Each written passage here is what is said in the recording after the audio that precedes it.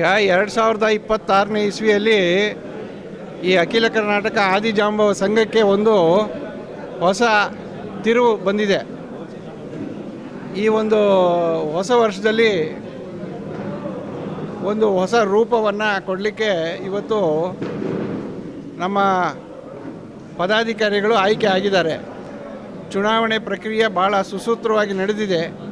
ಚುನಾವಣೆಯಲ್ಲಿ ಇಬ್ಬರು ಆಯ್ಕೆ ಆಗಿದ್ದಾರೆ, ಜೊತೆಗೆ 15 ಜನ ಅವಿರೋಧವಾಗಿ ಆಯ್ಕೆ ಆಗಿದ್ದಾರೆ. ಇವರೆಲ್ಲರ ಮೇಲೆ ಒಂದು ಹೆಚ್ಚಿನ ಒಂದು ಜವಾಬ್ದಾರಿ ಇದೆ. ಈ ಸಂಘ ಏನಿದೆ ಇವತ್ತು 100 ವರ್ಷ 1926ನೇ ಇಸ್ವಿಯಲ್ಲಿ ಪ್ರಾರಂಭ ಆಗಿರ್ತಕ್ಕಂಥ ಒಂದು ಸಂಘ. ಆ ಸಂಘದ ಒಂದು 100 ವರ್ಷದ ಕಾರ್ಯಕ್ರಮವನ್ನು ರೂಪಿಸಬೇಕಾಗಿದೆ. ಅದಕ್ಕೆ ಪದಾಧಿಕಾರಿಗಳೆಲ್ಲರೂ ಕೂಡ ಹೆಚ್ಚಿನ ಶ್ರಮ ವಹಿಸಬೇಕಾಗಿದೆ. ಹಾಗೆಯೇ ಸದಸ್ಯತ್ವವನ್ನು ಹೆಚ್ಚು ಸಂಖ್ಯೆಯಲ್ಲಿ ಮಾಡಲಿಕ್ಕೆ ಅವರಿಗೆ ಜವಾಬ್ದಾರಿ ಇದೆ. ಅದಲ್ಲದೆ ಏನಿದೆ ಇವತ್ತು ಸಂಘದ ಒಂದು ಚಟುವಟಿಕೆಗಳು ಏನಿದೆ ಅವು ಯಾವುವು ಸುಸೂತ್ರವಾಗಿ ನಡೀತಾ ಇಲ್ಲ. ಅದನ್ನು ಹೆಚ್ಚು ಕ್ರಿಯಾಶೀಲವಾಗಿ ಮಾಡ್ತಕ್ಕಂಥ ಜವಾಬ್ದಾರಿ ಏನು ಇವತ್ತು ಆಯ್ಕೆ ಆಗಿದ್ದಾರಲ್ಲ ಪದಾಧಿಕಾರಿಗಳಿಗೆ, ಅವ್ರಿಗೆ ಜವಾಬ್ದಾರಿ ಇದೆ.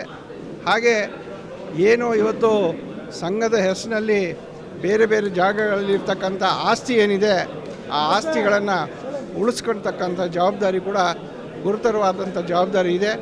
ಅದನ್ನೆಲ್ಲ ಅವರು ಸೂಕ್ತವಾಗಿ ನಿಭಾಯಿಸ್ತಾರೆ ಅಂತ ನನ್ನ ಆತ್ಮವಿಶ್ವಾಸ ಇದೆ. ಎಲ್ಲ ಅವಿರೋಧವಾಗಿ ಆಯ್ಕೆ ಆಗಿರ್ತಕ್ಕಂಥ ಎಲ್ಲರಿಗೂ ಕೂಡ ನಾನು ಈ ಸಂದರ್ಭದಲ್ಲಿ ಅಭಿನಂದನೆಗಳನ್ನು ಹೇಳಲಿಕ್ಕೆ ಇಚ್ಛೆಪಡ್ತೀನಿ.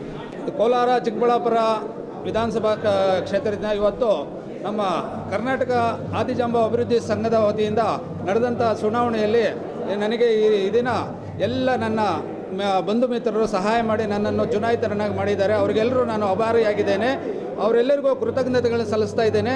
ಈ ನನಗೆ ಕೊಟ್ಟಂಥ ಜವಾಬ್ದಾರಿಯನ್ನು ನಾನು ಅಚ್ಚುಕಟ್ಟಾಗಿ ನಿಭಾಯಿಸಿ ನನ್ನ ಶಕ್ತಿ ಮೀರಿ ಕೆಲಸ ಮಾಡ್ತೀನಿ ಎಂದು ಈ ಸಮಯದಲ್ಲಿ ಹೇಳ್ತಾ ಇದ್ದೀನಿ. ಎಲ್ಲರಿಗೂ ಇವತ್ತು ನಾವು ಅಭಿನಂದನೆಗಳು ಸಲ್ಲಿಸ್ತಾ ಇದ್ದೀವಿ. ಆದಿಜಾಂಬವ ಸಂಘದಿಂದ ಏನಿವತ್ತು ಚುನಾಯಿತರಾಗಿದ್ದಾರೋ ನಮ್ಮ ಶಂಕರಪ್ಪರವರು, ನಮ್ಮ ಬ್ರದರು ಭಾಳ ಒಳ್ಳೆ ಕೆಲಸಗಳು ಮಾಡಲಿ. ನಮ್ಮ ಜೈ ಭೀಮ್ ಅಖಿಲ ಭಾರತ ದಲಿತ ಕ್ರಿಯಾ ಸಮಿತಿಯ ರಾಷ್ಟ್ರೀಯ ಉಪಾಧ್ಯಕ್ಷರು ಆಗಿದ್ದಾರೆ. ಆಮೇಲೆ ಈ ಜೊತೆಯಲ್ಲಿ ಇನ್ನೂ 4-5 ಜನ ಗೆದ್ದಿದ್ದಾರೆ ನನಗೆ ಆತ್ಮೀಯರು. ಈ ಒಂದು ಬಾಪೂಜಿ ಹಾಸ್ಟೆಲ್ಗೆ ಪಾಪ ನಾವು ಓದಬೇಕಾದ್ರೆ ಎಷ್ಟು ಕಷ್ಟಪಟ್ಟಿದ್ದೀವಿ ಅಂತ ಅದು ನಮ್ಗೆ ಅರ್ಥ ಆಗ್ತಾಯಿದೆ. ಅವರು ಎಲೆಕ್ಟ್ರಿಕಲ್ ಕಾಂಟ್ರಾಕ್ಟ್ ಆದರೂ ಸಹ ನಾವು ಓದೋ ಟೈಮ್ಗಳಲ್ಲಿ ಭಾಳ ಕಷ್ಟಪಟ್ಟು ಎಲೆಕ್ಟ್ರಿಕಲೆಲ್ಲ ಕೊಟ್ಟು ಲೈಟ್ ಆಕ್ಸಿಡ್ ಮಾಡಿದ್ದಾರೆ. ಭಗವಂತ ಅವ್ರಿಗೆಲ್ಲ ಒಂದು ಕೊಟ್ಟಿದ್ದಕ್ಕೋಸ್ಕರ ಇವತ್ತು ಋಣ ತೀರಿಸ್ಕೊಳ್ಳೋಕೆ ಅವಕಾಶ ಅವ್ರು ಕೊಟ್ಟಿದ್ದಾರೆ. ಅವರು ಇವತ್ತು 73 ಮತಗಳಿಂದ ಭಾಳ ಹೈಯೆಸ್ಟ್ ಲೀಡಲ್ಲಿ ಗೆದ್ದಿದ್ದಾರೆ. ಅವ್ರಿಗೆ ಅಭಿನಂದನೆಗಳು ಹೇಳಿಸ್ತಾ ಇದ್ವಿ. ನಮ್ಮ ಮಾದಿಗ ಸಮಿತಿ ಮತ್ತು ಜೈ ಭೀಮ್ ಅಖಿಲ ಭಾರತ ದಲಿತ ಕ್ರಿಯಾ ಸಮಿತಿಯಿಂದ ಅವರಿಗೆ ಅಭಿನಂದನೆಗಳು ಸಲ್ಲಿಸ್ತಾ ಇದ್ವಿ. ಗೆದ್ದಂಥ ಎಲ್ಲ ನಮ್ಮ ಮಾದಿಗ ಸಮುದಾಯ ಸದಸ್ಯರಿಗೂ ನಾನು ಚಿರಋಣಿಯಾಗಿ ಅವರಿಗೆ ಯಾವ ರೀತಿಯಲ್ಲಿ ಬೇಕೋ ಒಳ್ಳೆ ರೀತಿಯಲ್ಲಿ ಸಹಾಯ ಮಾಡಿ ಡೆವಲಪ್ಮೆಂಟ್ ಆಗಲಿ ಅಂತೇಳಿ ಹಾರೈಸ್ತಾ ಇದ್ದೀನಿ. ಜೈ ಭೀಮ್, ಜೈ ಭಾರತ್, ಜೈ ಅಂಬೇಡ್ಕರ್, ಜೈ ಜಗಜೀವನ್ ರಾಮ್. ಸರ್, ಇದು ಭಾಳ ವರ್ಷದಿಂದ ಆಗಬೇಕಾಗಿತ್ತು. ಈ ವರ್ಷ ಆಗಿದೆ. ಅಂದರೆ ಇದು ಒಂದು ಸುಸೂತ್ರವಾಗಿ ಚೆನ್ನಾಗಿ ಎಲೆಕ್ಷನ್ ಆಗಿದೆ. ಹಾಗೆ ನಮ್ಮ ಕುಲ ಬಾಂಧವರೆಲ್ಲರೂ ನನ್ನ ಚುನಾವಣೆ ಮಾಡಿದ್ದಾರೆ. ಅವರಿಗೆಲ್ಲ ಧನ್ಯವಾದ ಹೊರಿಸ್ತಾ ಧನ್ಯವಾದಗಳು. ನಮ್ಮ ಕುಲ ಬಾಂಧವರೆಲ್ಲ ನಿಮ್ಮ ಮೇಲೆ ಭಾಳ ಅಪಾರವಾದ ನಂಬಿಕೆ ಇಟ್ಟು ಮತ ಚಲಾಯಿಸಿದ್ದಾರೆ. ಅವರಿಗೆಲ್ಲರೂ ಧನ್ಯವಾದಗಳು. ಹಂಗೂ ನಮ್ಮ ಆಡಳಿತ ನಮ್ಮ ಪ್ರಸನ್ನ ಕುಮಾರ್ ಅವರು ನಮಗೆ ಭಾಳ ಪ್ರೋತ್ಸಾಹ ಕೊಟ್ಟರು. ಆಗ ಮಲ್ಲೇಶ್ವರು ಮತ್ತು ನಮ್ಮ ಬಾಲಣ್ಣ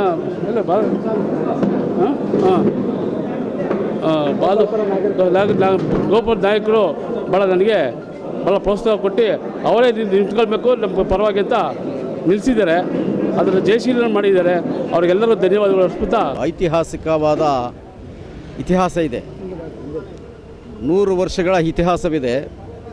ಇದು ಈ ಸಂಸ್ಥೆಯನ್ನು ನಮ್ಮ ಹಿರಿಯರು ಏನು ಪೂರ್ವಿಕರಿಗಿರ್ತಕ್ಕಂಥ ಸ್ವಾತಂತ್ರ್ಯ ಬರೋಕ್ಕೆ ಮೊದಲೇ ಮೈಸೂರು ಮಹಾರಾಜರೊಂದಿಗೆ ಅವರು ಕೊಟ್ಟಿರ್ತಕ್ಕಂಥ ಈ ಸಮುದಾಯಕ್ಕಾಗಿ ಈ ಜಮೀನನ್ನು ಕಳೆದ 100 ವರ್ಷಗಳಿಂದ ಅತ್ಯಂತ ಶೋಚನೀಯ ಸ್ಥಿತಿಯವಾಗಿತ್ತು.